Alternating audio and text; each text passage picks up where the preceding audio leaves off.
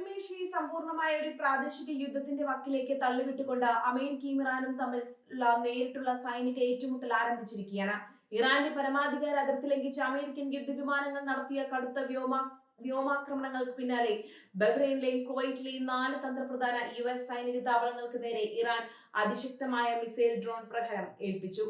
പ്രതികാര നടപടികളുടെ ഈ പുതിയ തരംഗം മേഖലയിലെ സമാധാന അന്തരീക്ഷം പൂർണ്ണമായും തകർത്തിരിക്കുകയാണ്. തങ്ങളുടെ മണ്ണിലുണ്ടായ അമേരിക്കൻ ആക്രമണങ്ങൾക്ക് തൊട്ടു പിന്നാലെയാണ് ഇറാന്റെ ഇസ്ലാമിക് റവല്യൂഷണറി ഗാർഡ്സ് കോർപ്സ് ഒരേ സമയം ഈ വ്യോമാക്രമണങ്ങൾ അഴിച്ചുവിട്ടത്. അത്യാധുനിക ബാലിസ്റ്റിക് മിസൈലുകളും കൂട്ടത്തോടെ എത്തിയ ആത്മഹത്യാ ഡ്രോണുകളും ഉപയോഗിച്ചാണ് ബഹ്റൈനിലെയും കുവൈറ്റിലെയും US കേന്ദ്രങ്ങളെ ഇറാൻ ലക്ഷ്യമിട്ടത്. അമേരിക്കൻ താവളങ്ങളിലെ സുപ്രധാന സൈനിക സൗകര്യങ്ങൾ വിജയകരമായി തകർക്കാൻ ഈ പ്രഹരത്തിലൂടെ സാധിച്ചതായി IRGC ഔദ്യോഗികമായി അവകാശപ്പെട്ടു.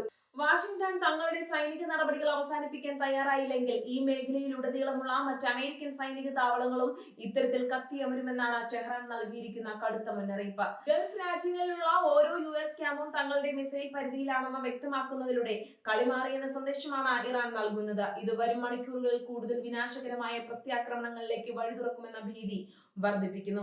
ഈ നാടകീയമായ സൈനിക നീക്കങ്ങൾക്ക് തൊട്ടുമുൻപ് ഇറാന്റെ നിയന്ത്രണത്തിലുള്ള 80-ലധികം കേന്ദ്രങ്ങളിലാണ് അമേരിക്കൻ സൈന്യം അതിശക്തമായ ബോംബാക്രമണം നടത്തിയത്. ഹോർമുസ് കടലിടുക്കിലൂടെയുള്ള അന്താരാഷ്ട്ര ചരക്ക് കപ്പലുകൾക്ക് നേരെ തുടർച്ചയായി ഉണ്ടായ ആക്രമണങ്ങൾക്കുള്ള മറുപടിയായാണ് ഈ വലിയ US സൈനിക നടപടിയെന്ന് പെന്റഗൺ വ്യക്തമാക്കിയിരുന്നു. ഇറാന്റെ മണ്ണിലുള്ള ഈ വ്യോമാക്രമണമാണ് ഇത്രയും വലിയൊരു തിരിച്ചടിക്ക് ഇറാന് പ്രകോപനമായത്.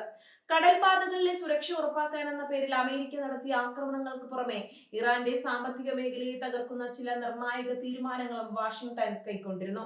ഇറാന്റെ എണ്ണ വ്യാപാരത്തിന് നൽകിയിരുന്ന ഉപരോധ ഇളവുകൾ അമേരിക്ക പൂർണ്ണമായും റദ്ദാക്കിയതാണ് നയതന്ത്ര ബന്ധങ്ങൾ പാടെ തകരാൻ കാരണമായത്. ഇത് ഇറാന്റെ സാമ്പത്തിക നിലയെ ശ്വാസം മുട്ടിക്കാനുള്ള നീക്കമായി ടെഹ്റാൻ വിലയിരുത്തുകയും സൈനികമായ മറുപടിക്ക് അവരെ പ്രേരിപ്പിക്കുകയും ചെയ്തു. അമേരിക്കൻ നാവികസേനയുടെ 5ാം കപ്പൽപ്പടയുടെ ആസ്ഥാനമായ ബഹ്റൈനിലെ താവളങ്ങൾക്ക് നേരെയുണ്ടായ ആക്രമണം അതീവ ഗൗരവത്തോടെയാണ് അന്താരാഷ്ട്ര സമൂഹം കാണുന്നത്. കുവൈറ്റിലെ US വ്യോമതാവളങ്ങളും ഇറാന്റെ മിസൈലുകളാൽ തകർന്നതോടെ പശ്ചിമേഷ്യയിലെ അമേരിക്കൻ സൈനിക മേധാവിത്വത്തിന് തന്നെ ഇത് വലിയൊരു വെല്ലുവിളിയായി മാറി. USന്റെ അത്യാധുനിക പ്രതിരോധ സംവിധാനങ്ങളെ മറികടന്നാണ് ഇറാന്റെ ഡ്രോണുകൾ ലക്ഷ്യസ്ഥാനങ്ങളിൽ പതിച്ചത്. വാഷിംഗ്ടണും ടെഹ്റാനും തമ്മിലുള്ള ഈ നേരിട്ടുള്ള ഏറ്റുമുട്ടൽ കേവലം 2 രാജ്യങ്ങൾക്കിടയിൽ ഒതുങ്ങില്ലെന്നും ഇതൊരു വൻ പ്രാദേശിക യുദ്ധമായി മാറുമെന്നും രാഷ്ട്രീയ നിരീക്ഷകർ ഭയപ്പെടുന്നു. ഗൾഫ് മേഖലയിലെ മറ്റ് അറബ് രാഷ്ട്രങ്ങളും തങ്ങളുടെ മണ്ണ് അമേരിക്കൻ താവളങ്ങൾക്കായി വിട്ടു നൽകിയതിന്റെ പേരിൽ ഇറാന്റെ ഭീഷണി നേരിടുകയാണ്. വൻ ശക്തികളുടെ പോരാട്ടത്തിൽ തങ്ങൾ ഇരകളാകുമോ എന്ന ആശങ്ക അറബ് ലോകത്ത് ശക്തമാണ്. അമേരിക്കയും ഇറാനും തമ്മിലുള്ള ഈ പെട്ടെന്നുള്ള സൈനിക നീക്കങ്ങൾ ആഗോള ഊർജ്ജ വിപണിയെയും സാമ്പത്തിക രംഗത്തെയും വരും ദിവസങ്ങളിൽ വല്ലാതെ ഉലയ്ക്കുമെന്ന് ഉറപ്പാണ്. ലോകത്തെ ഏറ്റവും പ്രധാനപ്പെട്ട കപ്പൽ പാതയായ ഹോർമുസ് കടലിടുക്കിലെ സുരക്ഷ പൂർണ്ണമായും തകർന്നതോടെ അന്താരാഷ്ട്ര വിപണിയിൽ അസംസ്കൃത എണ്ണവില കുതിച്ചുയരാൻ തുടങ്ങി. ഇത് ലോകമെമ്പാടും കടുത്ത ഇന്ധന പ്രതിസന്ധിക്കും വിലക്കയറ്റത്തിനും കാരണമായേക്കാം. ഇറാന്റെ തന്ത്രപ്രധാന കേന്ദ്രങ്ങൾ തകർത്ത അമേരിക്കൻ നടപടിയെ റഷ്യ, ചൈന തുടങ്ങിയ വൻ ശക്തികൾ എങ്ങനെ കാണുന്നു എന്നത് സുപ്രധാനമാണ്. അമേരിക്കയുടെ ഏകപക്ഷീയമായ സൈനിക കടന്നുകയറ്റങ്ങളെയും സാമ്പത്തിക ഉപരോധങ്ങളെയും മുൻപും എതിർത്തിട്ടുള്ള ഈ രാജ്യങ്ങൾ ഇറാന് പിന്തുണയുമായി രംഗത്തെത്തിയാൽ അന്താരാഷ്ട്ര രാഷ്ട്രീയം പുതിയൊരു ചേരിതിരിവിലേക്ക് നീങ്ങും. മേഖലയിലെ മറ്റൊരു പ്രധാന ശക്തിയായ ഇസ്രയേലും ഈ സാഹചര്യത്തെ അതീവ ജാഗ്രതയോടെയാണ് വീക്ഷിക്കുന്നത്. അമേരിക്കക്കെതിരായ ഇറാന്റെ നീക്കങ്ങളുടെ ഭാഗമായി തങ്ങൾക്ക് നേരെയും ലബനൻ അല്ലെങ്കിൽ യമൻ എന്നിവിടങ്ങളിൽ നിന്നുള്ള ഇറാൻ അനുകൂല ഗ്രൂപ്പുകളുടെ ആക്രമണം ഉണ്ടാകാനുള്ള സാധ്യത ഇസ്രയേൽ പ്രവചിക്കുന്നു.